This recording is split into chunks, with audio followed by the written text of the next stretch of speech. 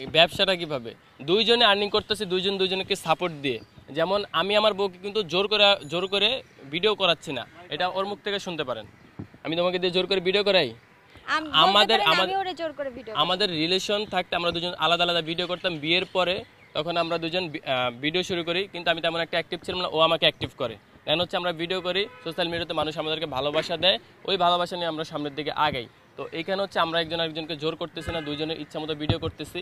তো এটাকে আমি মনে করি না যে আমি বউ ব্যবসা করতেছি বা মানে আদারওয়াইজ। এই বিষয়টা হচ্ছে পারিবারিকভাবে আমাদের যথেষ্ট পরিমাণ সাপোর্ট ছিল, কারণ আমরা দুজন হাজব্যান্ড ওয়াইফ ছিলাম, ঠিক আছে। আর এই জিনিসটা কাটাতে একটু সময় লাগছে, বাট আলহামদুলিল্লাহ ভালো আছে। আমি বলি ওইটা পাবলিক জানে, সব কিছু ক্লিয়ার করা হয়েছে, ওইটা নিয়ে আমি কথা বলতে চাচ্ছি না। অতীত যেটা চলে যায়, আমরা সবসময় ভালোটা করার ট্রাই করি, ইনশাল্লাহ ভালো করে যাব। সেটা হচ্ছে পাবলিকরা অনেকভাবে নিয়ে তাদের ভিউ বাড়ানোর জন্য অনেক কিছু করে, ওইটা তো আর আমাদের দায়বদ্ধতা না।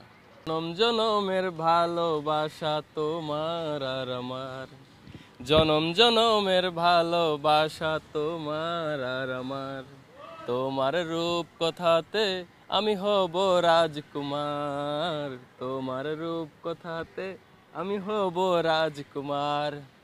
এরকম কোনো কিছু আমরা দেখি না যে ইমরান মানে আলোচনায় থাকার জন্য একটা নাটক ক্রিয়েট করতেছে অথবা কন্ট্রোভার্সি ক্রিয়েট করতেছে, এরকম কিছু আমরা দেখি নাই। তবে সিরিয়াস যে মোমেন্টগুলো হয়েছে ওগুলো শেয়ার করার কারণে পাবলিক ওগুলোর কন্ট্রোভার্সি করে ফেলছে। পাবলিক একটা সত্য জিনিসকেও নাটক হিসেবে ধরে না, এখানে তো আমাদের কোনো কিছু করার নাই। যেমন আমাদের এই যে গানটা ভাইরাল হয়েছে, যে গানটা এখন আমরা গাচ্ছি, যে অভিনয় মনে হয় নাকি অভিনয় থাকলেই তো মনে হবে, এটা অভিনয় ছিল না, এটা আর আচ্ছা জুনায়েদ একটা অভিনয় ছিল না। আচ্ছা ওয়েট, এখানে একটা কথা বলি। আমি যতটুকু জানি আমার জানা মতো অভিনয় ছিল না, কারণ আমি ইমরানের সাথে প্রথমে কন্ট্যাক্ট করছি, দেন হচ্ছে জুনায়েদের সাথে 2 দিন কন্ট্যাক্ট করার চেষ্টা করি, কিন্তু তার সাথে আমার কন্ট্যাক্ট হয় না। পরে যখন তাদের মিল হয়, দেন হচ্ছে আমার ওদের সাথে হচ্ছে কন্ট্যাক্ট হয়। যতটুকু বুঝতে পারি যে এটা কোনো সাজানো নাটক ছিল না। এখন আপনারা কি বুঝেন না বুঝেন এটা আমি জানি না। আমি কথা বলি, এখানে আমরা আসছি, আপনারা আমাদের বিষয়ে জিজ্ঞেস করবেন, তাই না? এখানে যদি ওরা থাকতো তাহলে ওদের বিষয়ে আপনারা আস্ক করতেন।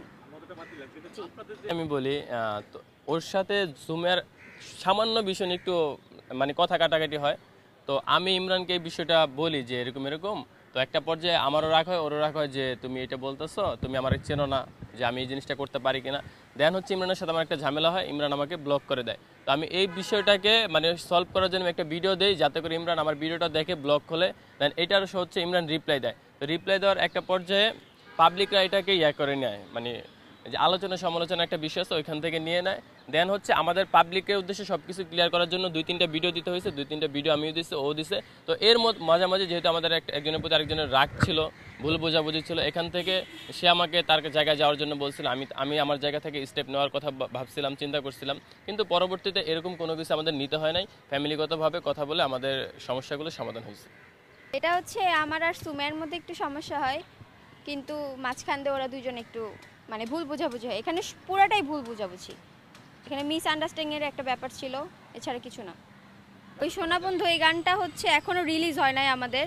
তো হচ্ছে আমাদের সাথে আরও কিছু ভাই ব্রাদার গেছিলো, তো ওরা কিছু রিলস ফেসবুকে আপলোড দেয়, তো ওখান থেকে গানটা এখন একটু ভাইরাল হয়েছে। এখানে বলতে চাচ্ছি না, আমি এখানে বলতে চাচ্ছি না। আমার হাজবেন্ড বলছে এটাই অনেক, আমি ওও গাইছে, এই জন্য আমি ওকে দিয়ে গাওয়াইছি না, আমি এটা বলতে। প্রিয়তমার গানটা দিয়ে মূলত জান্নাত ভাইরাল হয়েছে। মানে আমি পারি না, মানুষের সামনে আমি গান বলতে পারি না। আমি একটা কথা কয়বার বলবো, সরি না, আমি গান বলতে পারবো না। আমরা যতটুকু জানি যে এখানে জুনায়েদের সম্পূর্ণ দুষ্ট ছিল। জুনায়েদকে কিন্তু ইমরান প্রায় 3 বছর ধরে ওর বাসায় রাখছে এবং ওকে কন্টেন্ট ক্রিয়েটিং শিখাইছে, ওর পাবলিসিটি যা কিছু ইমরানের মাধ্যমে। তো ইমরানকে না বলে সে চলে গেছে একটা বিষয় নিয়ে, রাগ অভিমান, মানে আশেপাশে মানুষের কথা কান বুদ্ধিতে সে চলে গেছে। যাওয়ার পরে ইমরান তাকে ফিরিয়ে আনার জন্য ভিডিও দেয়, আর এটাকে পাবলিকরা অনেক বেশি বাজেভাবে ছড়াইতেছে। কেউ বলতেছে নাটক করতেছে, কেউ বলতেছে নতুন কন্ট্রোভার্সি করতেছে। তো সব কিছু মিলে মানুষ এটারে মানে আলোচনা সমালোচনা করে ফেলছে। বাট এটা রিয়েল ছিল যে ওদের প্রবলেম হয়েছে, আর ওই প্রবলেমটা সলভ হয়ে গেছে। অবশ্য সাজানো নাটক তো এগুলো পাবলিক বানায় নাই, এগুলো তো ওরা বানায় না। কাছ থেকে চিনেই তো বললো যে মানে চিনেছি দেখেই তো আমি অ্যানসারটা দিছি। না, থ্রেট দে নাই, আমি বলছি যে সে যদি এটা সমাধান না করে তাহলে আমরা আমাদের জায়গা থেকে ব্যবস্থা নিব। ওর সাথে আমার কন্ট্যাক্ট করার কোনো ওয়ে ছিল না। তো সে কিন্তু আমার ভাইয়ের মতো এবং ফ্রেন্ডের মতো। তো আমি চাচ্ছিলাম সব কিছু ঠিক হোক, দ্যাটস ওয়াই আমি একটা ভিডিও মেক করি। আর ভিডিও মেক করার কারণে ওর আব্বু আম্মু ভিডিওগুলো দেখে, ওর ফ্যামিলির লোকজন ভিডিওগুলো দেখে, আমার ফ্যামিলির লোকজন ভিডিওগুলো দেখে, দেন হচ্ছে ফ্যামিলিগতভাবে ওটা প্রবলেমটা সলভ করে দেয়। আমি এইটাই চাইছিলাম, এইটা হয়েছে। এটা ওই বলুক, কজ আমি এইসব ব্যাপারে কোনো অ্যান্সার দিতে পারবো না, এইসব ব্যাপারে কোনো কথা বলতে চাচ্ছি না। আচ্ছা ভাই, ওইটা শেষ, ওইটা আমি ক্লিয়ার করে দিছি, পাবলিক জানে, এটা আর বলতে চাচ্ছি এইসব না। ব্যাপারে আমরা কোনো কথা বলতে চাচ্ছি না, আপনাদের সাথে কথা বলেই আমরা এখানে আসছি। আমি আমাদের মামলা হামলা বলতে মানে আমাদের নামে মামলা করবে কারা? আমি যদি ওরকম কোনো কাজ করি অবশ্যই আমার স্ত্রী আমার নামে মামলা করবে। আমি ওরকম কোনো কাজ করব না। মামুনের বিষয়টা আমি ওটা তো ওদের ব্যাপার। না, আমি বলি মামুনের বিষয়টা হচ্ছে আমি জানি না, মামুনের সাথে আমি খুব অল্প সময় চলছি, আর লাইলা আপুর সাথে অল্প সময় চলছি, তাদের সাথে মিশে এতটুকু বুঝতে পারলাম দুইজন মানে লাইলা আপু খুব ভালো মনের মানুষ এবং মামুন অমায়িক একটা ছেলে। এখন ওদের যে নিজেদের মধ্যে যে ঝামেলাটা, এই ঝামেলাটার মধ্যে কিন্তু আমরা ইনক্লুডেড না, আমরা জানি না। তো এই বিষয়টা আমরা বলতে পারতেছি না। এই ব্যাপারে আমার কোনো ধরনের আইডিয়া নাই, কারণ না আমি মামুনের সাথে রেগুলার চলাফেরা করি, না আমি লাইলা আপুর সাথে চলাফেরা করি। ওদের সাথে আমার টুকটাক দেখা হয়েছে, মানে নর্মালি হাই হ্যালো সম্পর্ক, এতটুকুই। এর বাইরে আমি আর কোনো কিছু ওদের ব্যাপারে জানি না। আলোচনায় থাকার জন্য কোনো কিছু করতে চাই না। যখন আমরা একটা ভালো কাজ করি অথবা পাবলিকের জন্য নতুন কোনো কিছু নিয়ে আসি, তখন পাবলিক ওইটাকে অলওয়েজ পজিটিভলি নিয়ে মানে টাইম লাইনে রাখে। স্ত্রীকে দিয়ে ভিডিও বানাই না, হাজব্যান্ড ওয়াইফ মিলে স্বামী স্ত্রী ভিডিও বানাচ্ছি। হ্যাঁ, এইটা বলতে পারেন যে বলবে পাবলিকের কারো ভালো কেউ সহ্য করতে পারে না, পাবলিক নরমালি বলবে এগুলা, সবাইকে বলে। আপনি ভালো কাজ করলে আপনারা গালি দিবে, আপনি খারাপ কাজ করলে আপনারা গালি দিবে। এটা হচ্ছে আমাদের মানে স্বভাব, নেচার হয়ে গেছে। আমি কিছু করবো না, এটা ও টোটালি ওর উপর ডিপেন্ড, বিকজ আমি ওকে অনেক বিশ্বাস করি, এর উপর কোনো কথা নাই। অবশ্যই অনেক বেশি ভালোবাসি, অনেক বেশি ভালোবাসি, এটা তো বলার মানে একজনের সাথে আমার রিলেশন ছিল, অ্যান্ড আমরা কিন্তু রিলেশনের আগে ফ্রেন্ডও ছিলাম, তারপর এখন বিয়ে হইছে। তাহলে একটা কথা কি, সবার চয়েস হচ্ছে সেম না, সবথেকে বড় কথা সবার চয়েস সেম না।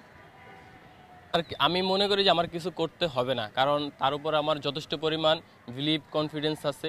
সে কি করতে পারে, ওখানে কি অ্যান্সারটা হতে পারে অথবা সে কি করতে পারে, সব কিছু আমার জানা আছে। তো আমার কোনো কিছু করতে হবে না, নো টেনশন। আমাদের সংসার ওই যে ইন্ডিং মারা যাওয়া পর্যন্ত হাজব্যান্ড ওয়াইফ একসাথে থাকে। এইসব আবার কেমন কোশ্চেন? আল্লাহর ইচ্ছা সবকিছু, আল্লাহ যদি চায়। হ্যাঁ, আমাদের সম্পর্কটা টোটালি অন্যরকম ভাই। আমরা অনেক স্ট্রাগল করছি, স্ট্রাগল করে মানে অনেক খারাপ সময় আমরা একসাথে পার করে আসছি, এখনও আছি দুজনের সাথে। তো আমরা মনে করি না যে আমাদের সম্পর্কটা কখনো নষ্ট হবে। আমাদের সম্পর্কটা শুরু হয়েছে, এটা শেষ হবে। আমি যখন ওকে বিয়ে করছি তখন আমার কোনো কিছুই ছিল না, তখন আমরা একজন আরেকজনকে সুখে দুঃখে পাশে ছিলাম, মানে খারাপ সিচুয়েশনটা আমরা পার করে আসছি, জাস্ট এইটাই। ভাইরাল হওয়ার পরে কিছু না, যেহেতু এখন আমরা স্ট্রাগল করতেছি, অবশ্যই মানে কি বলে কঠোর পরিশ্রমের যে ফলটা আছে ওইটা আমরা পাচ্ছি। এই যে আমি অনলাইনে, আমার অনলাইন বিজনেস আছে, দেন আমি মানে আমার মেইন হচ্ছে অনলাইন বিজনেস, আর আমি যে সোশ্যাল মিডিয়াতে আমার যে ইয়েটা আছে ওখান থেকেই।